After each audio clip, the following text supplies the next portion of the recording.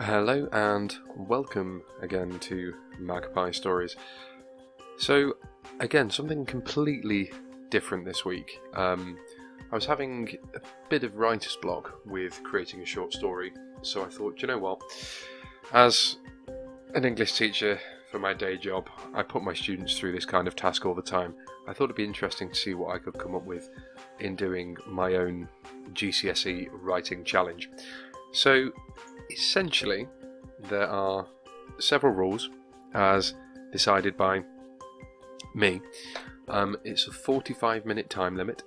When I'm typing this up, I cannot change anything in terms of the language. I can tidy up a bit of the punctuation if I need to put in a new paragraph, etc., but cannot touch any of the language.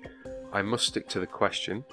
I must choose a random GCSE paper in addition to a random question on that paper, and pick for something a bit more fun, something relating to genre that is completely random. So, without further ado, this is the question.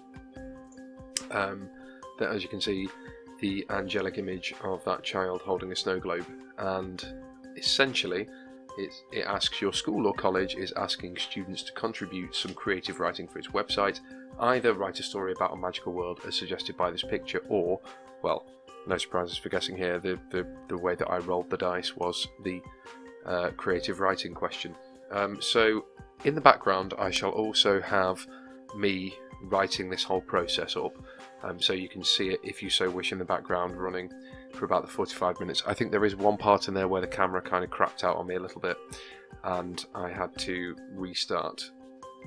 The exam paper that was rolled for was from November 2019. It was the narrative question, hence the question that I went over before, and I was really hoping it would be horror because that tends to be my bag, but no such luck this time.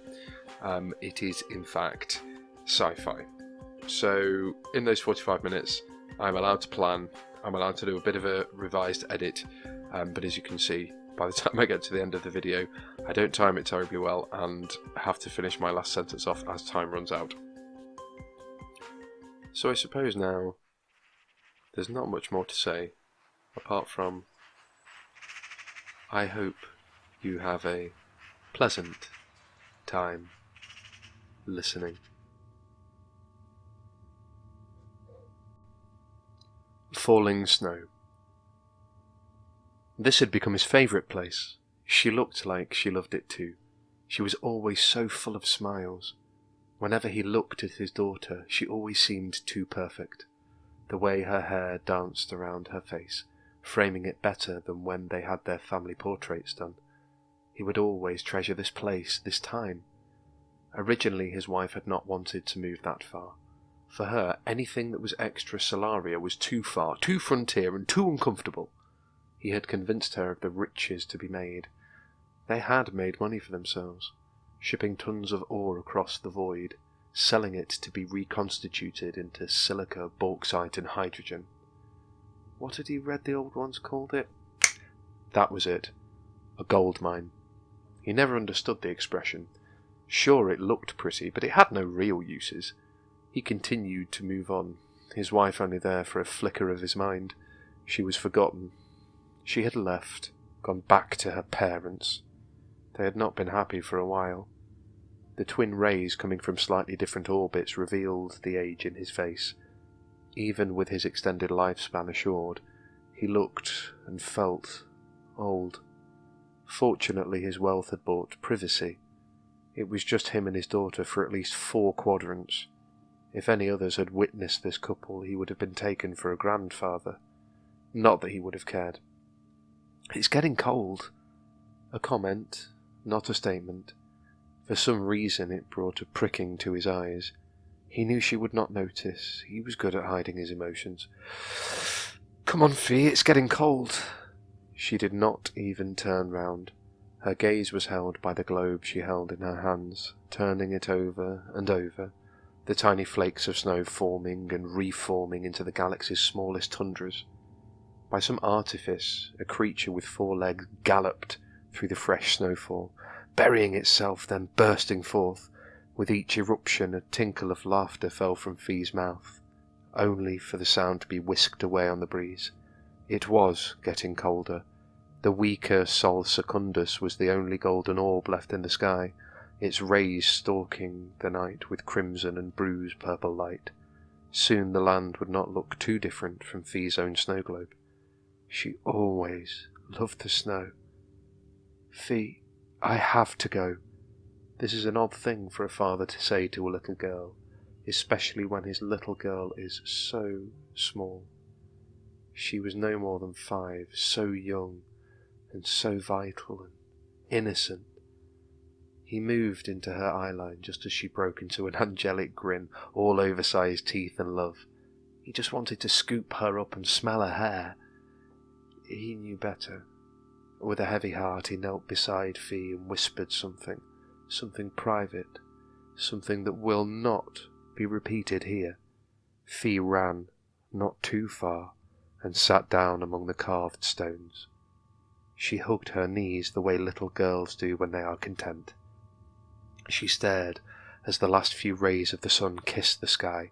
Pregnant clouds began their laboured pains, and the first few flakes of night fluttered, existing briefly, then disappearing, the ground still slightly too warm to sustain them into the long night.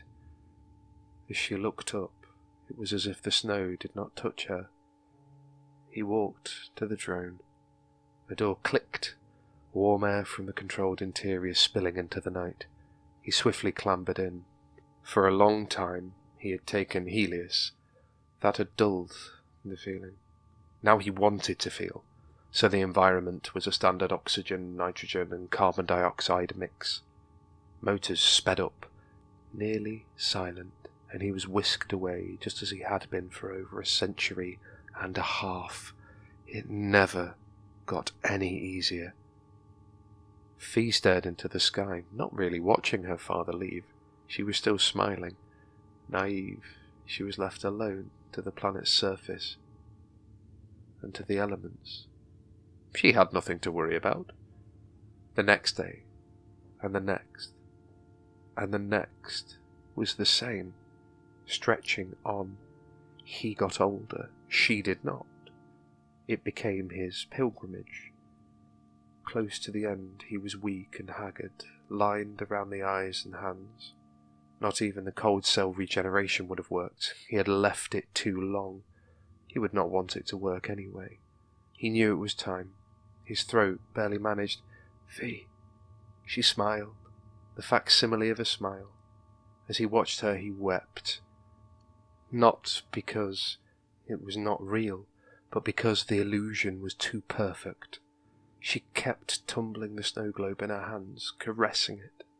The gift was from his estranged wife, not that they were then, shortly before she had been taken from them, taken by means that their wealth could not prevent. He forgot himself and reached out like he had done at first, his hand passing right through Fee. He would not try that again. The years trundled on. The world's primary sun was processed for its gaseous wealth, leaving the planet barren and cold. Time passed, past the point where people lost track of it, and then they went the way of all species. Still, on this rock there stands a little girl, forever turning a snow globe and smiling. As the secondary sun approaches the horizon, sinking, a man holds out his hand and whispers something private. They both smile and sit, hugging their knees, looking up from where the snowflakes fall.